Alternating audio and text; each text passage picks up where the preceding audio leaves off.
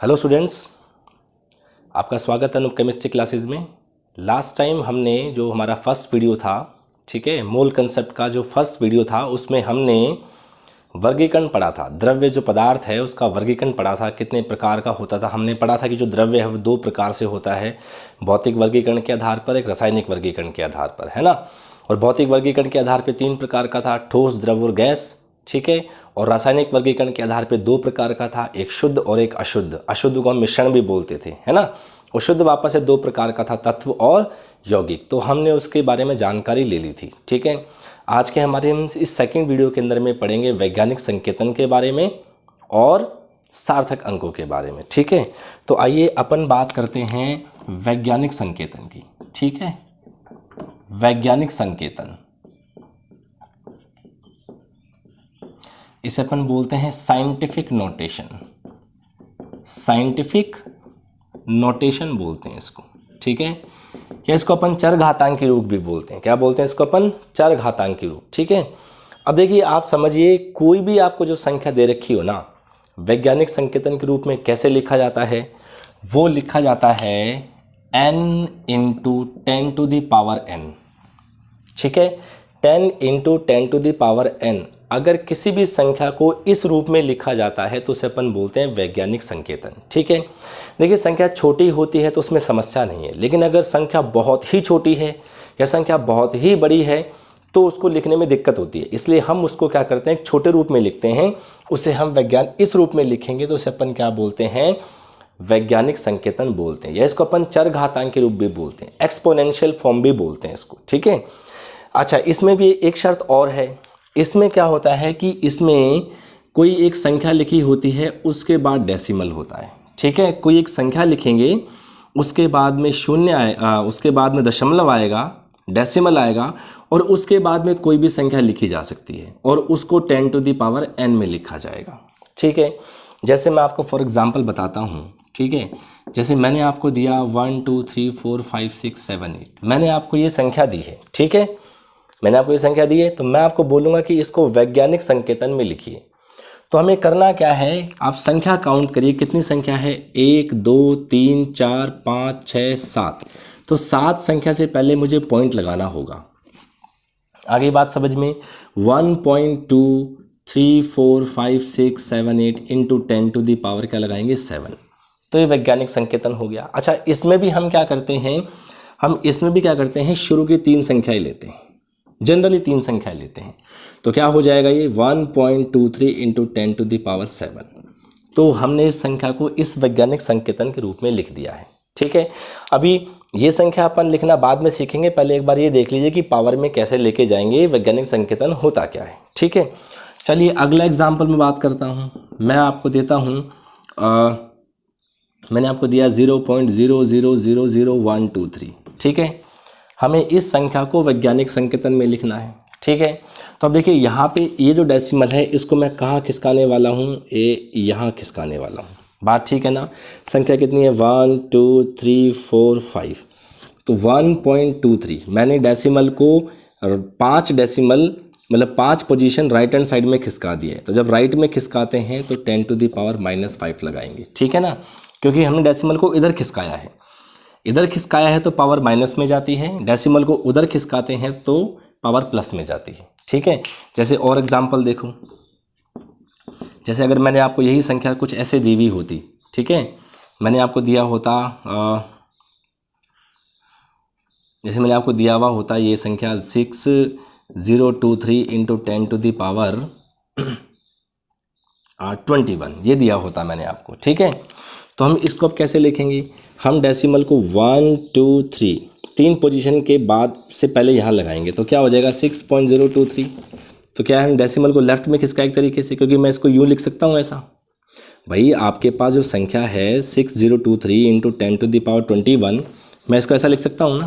तो इसका मतलब डेसिमल को कहाँ खिसका रहा हूँ? 3 पोजीशन पीछे खिसका रहा हूँ। तो क्या हो जाएगा? अब 3 इसमें जोड़ दो, क्या हो जाएगा? 10⁻24। बात सही है ना।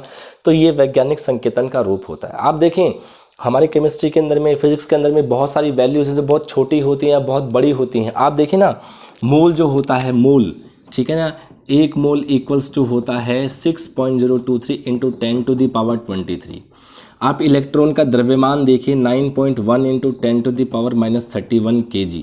आप इलेक्ट्रॉन पर आवेश की बात करेंगे तो कितना आएगा -1.6 10⁻19 कूलाम। तो आप देखेंगे ये देखो सारे वैज्ञानिक संकेतन हैं। तो क्या होता है कि जो संख्या बहुत छोटी हो या जो संख्या बहुत बड़ी हो, हम उसको इस फॉर्म में लिखते हैं, इसको हम बोलते हैं वैज्ञानिक संकेतन।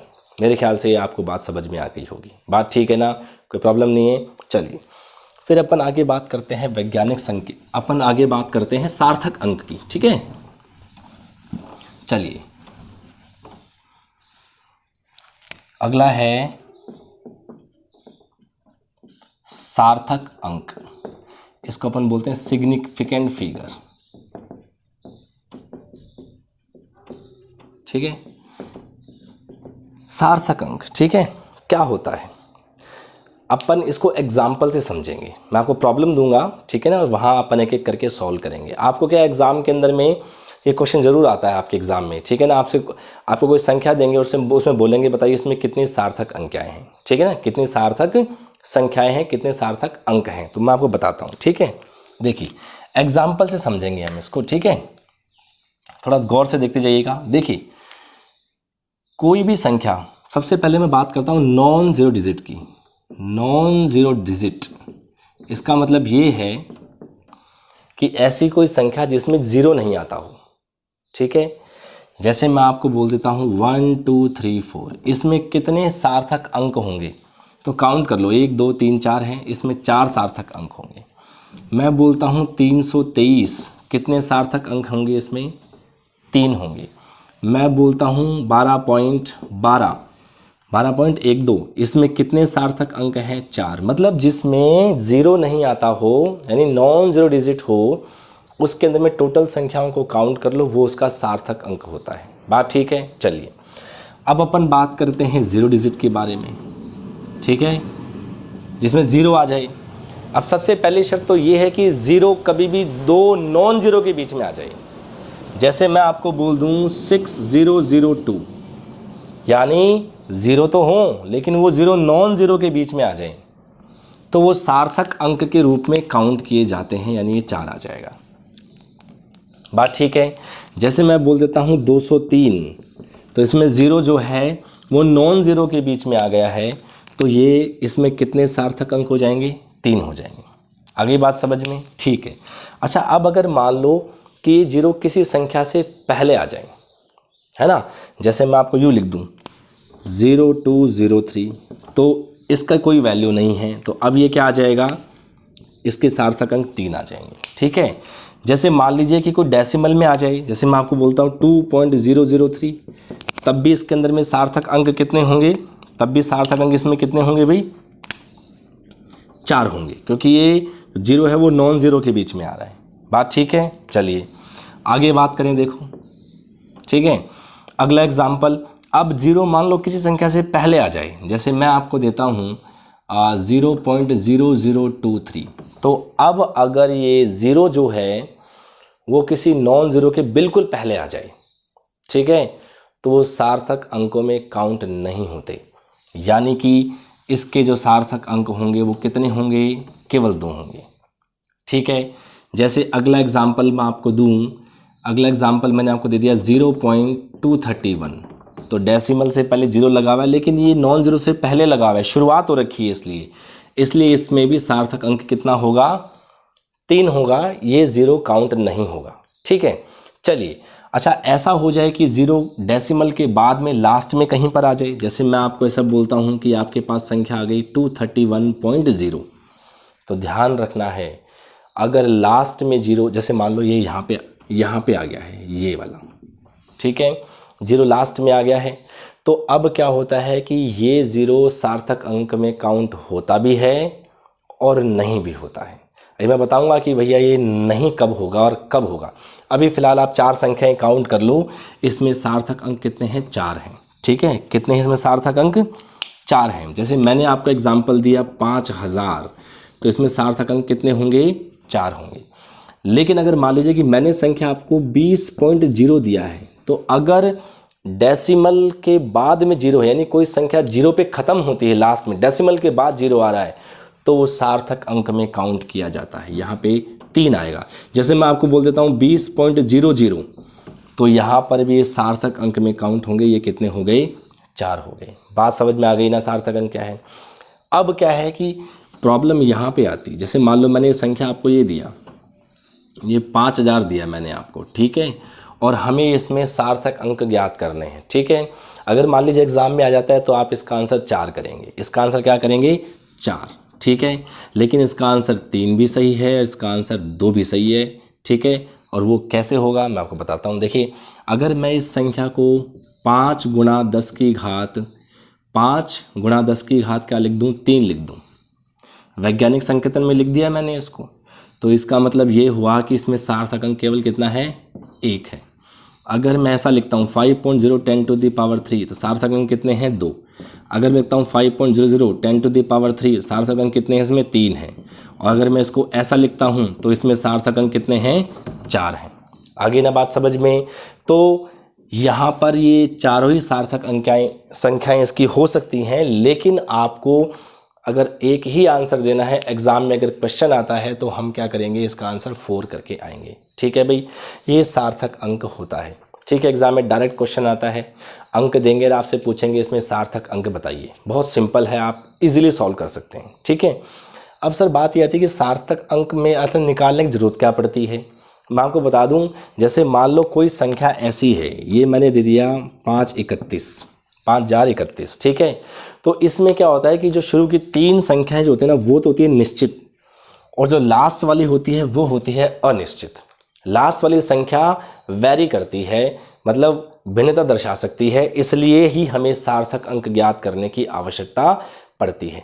जैसे मैं कहता हूँ, ठीक है, जैसे मैं कहता हूँ कि मैंने मेरा वेट लिया, ठीक है, मेरा वेट आया, एक मशीन बताती है 81 kg, एक बताती है 81.5 kg, और एक बताती है 81.53 kg, और एक बताती है 81.532 kg। तो आप देखेंगे ये सभी सार्थक अंक बता सकती हैं। इसमें सार्थक अंक 2 हैं, इसमें 3 हैं, इसमें 4 हैं, इसमें 5 है। लेकिन सबसे बेस्ट मापन किस में है? ये लास्ट वाले में, क्योंकि ये बता रहा है, ठीक है ना, सबसे जो बढ़िया है बिल्कुल, क्योंकि ये मिलीग्राम्स के अंदर में भी मेरा वेट को शो कर रहा है, ये वाला जो है ग्राम में भी वेट को शो कर रहा है कि नहीं। तो ये वाला मापन ज़्यादा शुद्ध होगा, उसकी तुलना में ये वाला मापन कम शुद्ध होगा, उसकी तुलना में ये वाला मापन कम शुद्ध होगा, और उसकी तुलना में ये वाला मापन सबसे कम शुद्ध होगा। बात सही है। 81 kg है, इसका मतलब है लास्ट का जो 1 है वो अनिश्चित है, यानी ये 80 kg भी हो सकता है, यानी कि वो 82 kg भी हो सकता है। इसकी बात करेंगे तो ये 81.4 kg भी हो सकता है, 81.6 kg भी हो सकता है, ठीक है ना। ये वाला है, ये 81.54 kg भी हो सकता है, 81.55 kg भी हो सकता है, ठीक है। तो इसलिए क्या होते हैं कि हमें सार्थक अंक ज्ञात करने की, सार्थक अंक को अपने को ज्ञात करने की आवश्यकता होती है, ठीक है ना। बहुत सिंपल है, आपको समझ में आ गया होगा। अगर नहीं आया तो एक बार इस वीडियो को दोबारा से चलाएंगे, आपको समझ में आ जाएगा, ठीक है। तो ये तो हो गई सार्थक अंक। एक इसमें छोटी सी लास्ट चीज़ और बचती है, राउंडिंग ऑफ, ठीक है। हालांकि अपन छोटी क्लास में पढ़ते हुए आ रहे हैं, मैथमेटिक्स आप पढ़ते ही हो, किसी भी संख्या को राउंड ऑफ में कैसे लिखा जाता है बात करते हैं, ठीक है। आइए देखिए, जैसे हमारे पास एक संख्या है 51.432, 51.435 नहीं 6, 51.435, ठीक है, और 51.445, ठीक है। ये 4 संख्याएं हैं, हमें इसे राउंड ऑफ करना है, राउंडिंग ऑफ कह रहा हूँ मैं, ठीक है ना,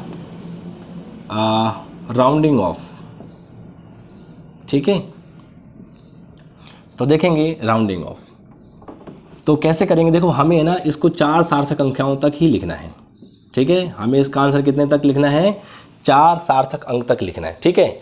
तो इसका मतलब है लास्ट वाली संख्या को हमें हटाना होगा, बात ठीक है ना। तो अब क्या करते हैं, जो संख्या लास्ट वाली हटा रहे हैं वो देखते हैं, अगर वो 5 से बड़ी है, ठीक है, तो जो संख्या उससे जस्ट पहले वाली है उसको वैसे का वैसा लिख दिया जाता है। अगर वो 5 से छोटी है, नहीं, एक बढ़ा देते हैं, सॉरी, अगर मान लो इसको मैं क्या करूं, इसको तो मैं 6 कर लेता हूं और इसको मैं 2 कर लेता हूं, ठीक है। अगर कोई संख्या मैंने दी है और हमें लास्ट वाला अंक हटाना है, तो उसको आप देख लीजिए कि अगर वो 5 से बड़ा है तो उससे जस्ट पहले वाली संख्या में 1 प्लस कर देंगे, यानी कि इसका जो आंसर आएगा वो आएगा 51.44। क्योंकि ये 5 से बड़ा है तो मैं इसको एक संख्या बढ़ा दूंगा। लेकिन अगर आखिरी संख्या 5 से छोटी है तो जो जैसा है वैसे का वैसा ही आ जाएगा। ठीक है, अब बात आती है 5 में। 5 से छोटा है तो एज इट इज़ लिख दिया, 5 से बड़ा है तो 1 ऐड करके लिख दिया। ठीक है, लेकिन अगर मान लो आखिरी संख्या 5 ही आ जाए तब क्या करेंगे? तो उससे पहले हमें संख्या देखनी होगी कि वो विषम है या सम है। आखिरी संख्या 5 है, उससे पहले संख्या विषम है तो 1 बढ़ा देते हैं। ठीक है, और अगर उससे पहले संख्या सम है तो उसको ऐसे का ऐसा लिखा जाता है। ठीक है, बात समझ में आ गई ना? आखिरी संख्या 5 से बड़ी है तो उससे जस्ट पहले 1 बढ़ा दो। आखिरी संख्या 5 से छोटी है तो उससे जस्ट पहले जैसा है वैसे का वैसा रहेगा। आखिरी संख्या 5 है तो उससे पहले देखिए अगर सम संख्या है तो वो वैसे की वैसे ही रहेगी, लेकिन अगर विषम संख्या है तो उसमें 1 प्लस कर दीजिएगा। ठीक है भाई, तो ये छोटे छोटे मैथमेटिकल फॉर्म हैं। ठीक है, तो वैज्ञानिक संकेतन आपको आना चाहिए। किसी भी संख्या को कैसे वैज्ञानिक संकेतन के रूप में लिखा जाता है। सार्थक अंक, कोई संख्या आपको दे दी जाए, कोई अंक आपको दे दिए जाए और आपसे कहा जाए कि भैया बताइए इसमें कितने सार्थक अंक होंगे, तो हम बता सकते हैं। और अगर आपको कोई संख्या राउंड ऑफ करने के लिए कहा जाए तो हम उसको भी राउंड ऑफ कर सकते हैं। ठीक है, सार्थक अंक में एक लास्ट बात याद रखिएगा, जो चरघातांकी रूप होता है ना, जैसे मैंने आपको लिखा 2.110 टू द पावर 10, तो इसको हम सार्थक अंक में नहीं मानते। इसमें सार्थक अंक केवल कितना होगा? 2। मैं आपको 9.1 इंटू 10 पावर -31 दे दूं तो ये सार्थक अंक में नहीं होगा। सार्थक अंक कितना आ जाएगा? इतना। अगर मैं आपको 6.023 इंटू 10 टू द पावर 23 दूँ तो ये सार्थक अंक नहीं होगा। इसमें कितने हो गए? 4 हो गए। बात ठीक है ना? तो मेरे ख्याल से आपको सार्थक अंक समझ में आ गया होगा। ठीक है, इस वीडियो को अच्छे से देखिए, समझिए। रटने का इसमें कुछ है नहीं, मूल कंसेप्ट वैसे भी रटने का होता नहीं है, सब कुछ इसमें समझने का है। ठीक है भाई, मिलते हैं आपसे थर्ड वीडियो में। Thank you.